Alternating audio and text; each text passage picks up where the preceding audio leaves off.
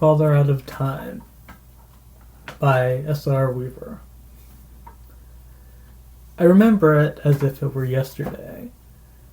My father's footsteps, I could hear them, stomping at the door, then a knock. Mother, who was stressed all evening last night, hadn't smiled after a long time. She opened the door, and there to greet us was old Dad. "You're home, Emmett, Hannah, Papa's home." "How have you squirts been?" my father asked, carefully making sure not to hold me too tight. I could remember his long yard stare, and it wasn't until recently that I finally realized the meaning of what was on his face. "Our son George won the spelling bee last night," my mother said. "Really? That's awesome," my father said. It was the next morning. Our father's return home created the situation that would have to celebrate a joint birthday party for the year between me and my sister. It's just as well, I guess. I didn't mind much, but my sister whined. "Oh, watermelon cake, if you keep whining you won't get any," my father said. He must have not been sure if it was clear he was joking, though it was clear to me as bright as the morning sunlight. "Oh, come on, honey," my mother said. Relax, I'm just kidding. We can have separate parties next year. Anyway, let's sing together. Happy birthday to you." But the angels in heaven had other things in store. Not a speck of food, nothing left to store. Yet then I didn't realize it yet. There were other things in store. Not wanting to move, having friends here in town, Mother told me we could have a better life elsewhere. At that point, I hoped it was a promise.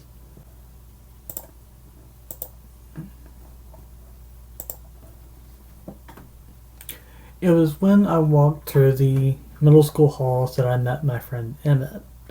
I noticed he was hitting on the girl that he had a crush on, and then continued walking with me to class. I thought I heard the slightest spitting sound, yet not the rhythm of moving lips. The footsteps of pews on the floor in the hall barely lit by the flickering of LED lights. "Emmett, act like an adult," I said. Shut up," he said. I arrived to class on time, got our homework outside of my notebook, but Emmett arrived in the classroom late once again. "Emmett, that's a tardy slip for you. One more and it's a detention," said the teacher, an elderly female one. We sat at lunch together with his sister Hannah and my sister.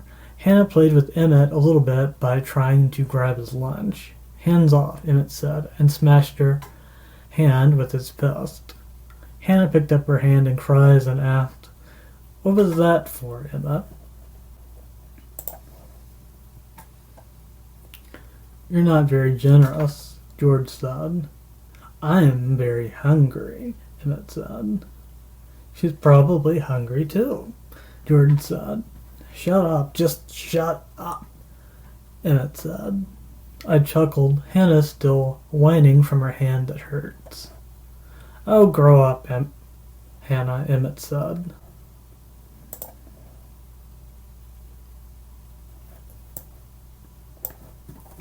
"You grow up, Emmett," I said. Me and my sister walked home to the run-down depravity that was the Moonzug Munster. I opened the door. Bibi went inside first. We were going to visit Emmett. Instead, we found that his mother was holding Hannah in her arms. His sister starved to death, and I wondered to myself if she was better off dead, so she no longer had to suffer hunger in this world, for our rations in the ghetto had decreased tenfold. And I was already feeling old. My first taste, a moment kiss of death. We sat in class, and I noted that poor Emmett was quieter than usual. Even the girl he had lovey feelings for, at least I thought he did, tried to get his attention to ask what was wrong. He just shrugged her off. "Fuck you, bitch," Emmett said, because he realized that he loved his sister, whom he had ignored all this time. He evidently did not care very much that his sister would fuss at him for saying that. "You wanted detention, Emmett," teacher said. I walked to the graveyard where Emmett and his sister rested, feeling bad that I could not buy them flowers. My best, I made do with what I had. My sacked lunch from earlier. I placed it on the headstone with an angel carved on it. It was the girl I remembered Emmett crushing on that asked me about my best friend, but she found out that he was too busy to talk to her. Though she pretended not to know, on some level I wonder if she knew. Nothing left of my friend, not a speck from the ash. I stared at the window a little bit longer that morning. We walked home, devastated because of the lack of positive interaction between me and him before he killed himself. He couldn't handle the death of his sister. I only knew because one of his friends told me at school I didn't know very well. "Hey, Georgie, where's Emmett?" Bibi asked. "I don't know, Bibi," I said. I didn't have the heart to tell her the truth. There was no more of Emmett in me. Later that night, my father loaded up his shotgun, looked at his wife, who leaned forward on the table with her hand in her face, crying. "I'm sorry, dear, I don't know what to do," my father said. "I just don't know what's going to happen to Georgie and Bibi," the mother wept. For she must know more than we that there was nothing left to see. We slept in our beds in our crappy bedroom. The wall paper was peeling. The whole room was cracked and torn. And at least the air conditioning was still running for now. I wasn't sure for how much longer. "Georgie, why aren't the others out to play?" my darling sister asked. "They are probably just busy with homework. It's late and we need sleep," I said.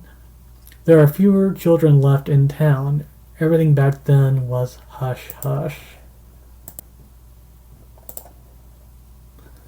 Emmett visited me in spirit, told me everything was going to be okay, but I didn't know if that was true.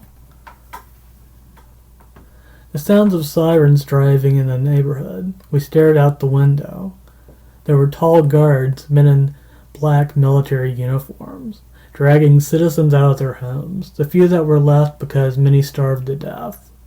My father was the only one left to fight back because he would not give up his gun. He didn't last long.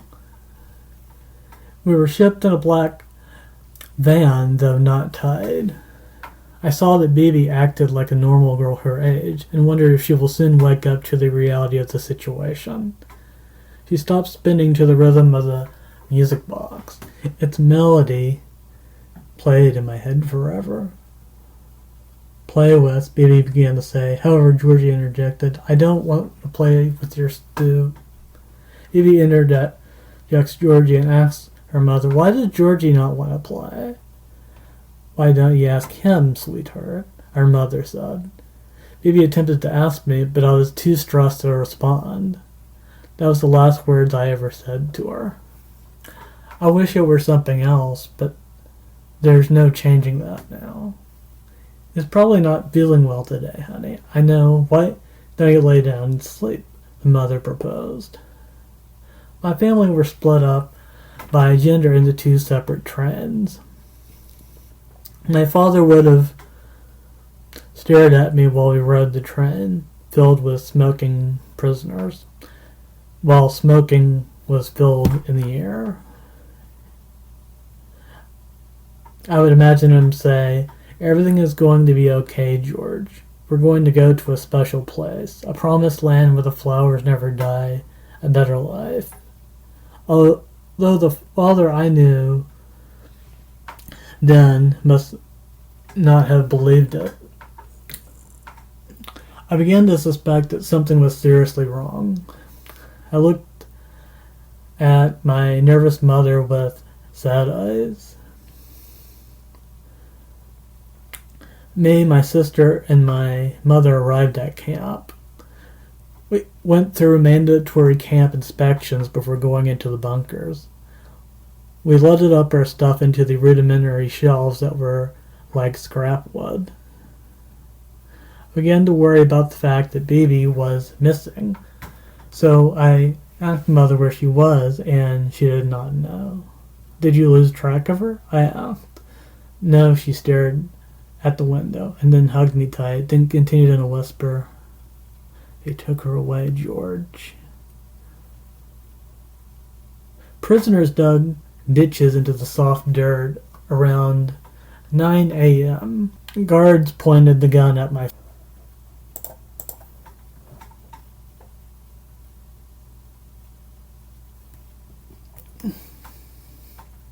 mother and fired the shotgun. The bullet barely nicked her head and caused her to turn to face the guard. The guard, even seeing the prisoner's face, fired a second time. I don't remember anything else. I still remember the song she sang to us before my sister left this world. When the paradise comes to thee, remember to laugh and count to 3. Ride with the windmills like the wind. Remember to unwind. I am laughter, but don't mistake this for joy. The last lyric of my parents, my mother and father out of time. In the present, when I went to work that morning, I remembered everything before things went to hell. The sound of a music box melody, now playing in my head forever. An image of my darling sister, Bibi, forever as I stared into the lonely image of a news telecast on a scraper screen. She smiled. When the paradise comes to thee, remember to laugh and count to 3. Come and dance with me.